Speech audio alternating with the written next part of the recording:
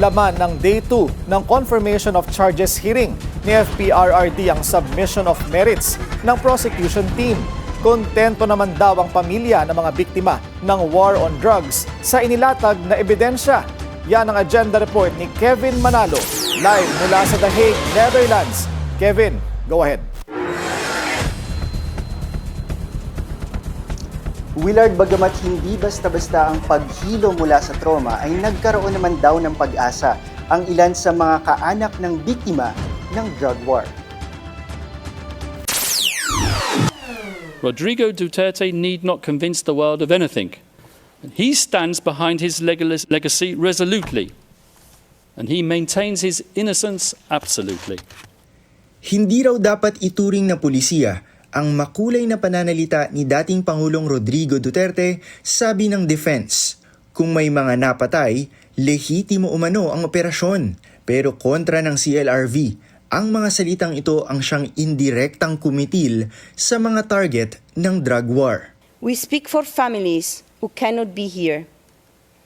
Mothers who buried their sons, children who lost their parents, the spouses who now raise families alone, and communities that have lived for years under fear and silence and that continue to bear the consequences of violence that swept through their neighbors like a storm. Para sa mga naiwan ng mga biktima, ngayon ang pagkakataon para maipakita sa mundo hindi lamang ang lawak, kundi ang lalim na dulot ng war on drugs. This case symbolically represents the last boat that the victims can board to go on a journey in search of justice. Truth is the antidote to the virus of impunity. 10 taon na ang lumipas mula nang masangkot sa tokhang ang mga pamilya ni na alias Jenna at Merly. Sabi nila, adik daw yung kapatid ko kasi payat. Ganon din sa kapatid kong may lung cancer, adik daw kasi payat. Pero may lung cancer yun eh, namatay. Namatay yun din kasi kinuha ng barangay, binugbog siya kasi palaban siya dahil hindi naman siya adik. May sakit po ako, ganon. Pero binugbog siya. Itong confirmation na to is validation na tokhang AJK, the drug on wars happened. This is not a fake news. This is not made up. It's real. It's happened. We feel the pain. So I'm happy for him to be at this prison, and I'm hoping that he rots in hell.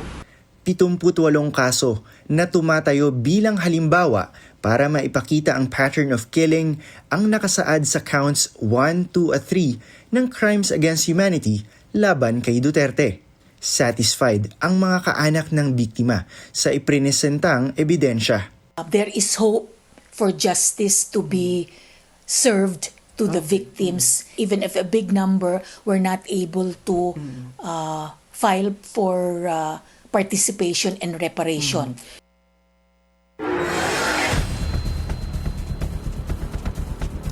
Willard, hindi pa natin alam sa ngayon kung makukumpirma ba ang charges laban kay Duterte o ito ay madedenay. Pero umaasa naman ang mga kaanak ng mga biktima na sa huli ay sasapat ang mga ebidensya para magpatuloy ito sa full trial. Willard. Maraming salamat, Kevin Manalo, nag-uulat ng live mula sa The Hague, Netherlands. Manatiling nakatutok sa Bilyonaryo News Channel, sumubaybay sa aming social media accounts at mag-subscribe sa aming YouTube channel para sa mga eksklusibong balita at storya.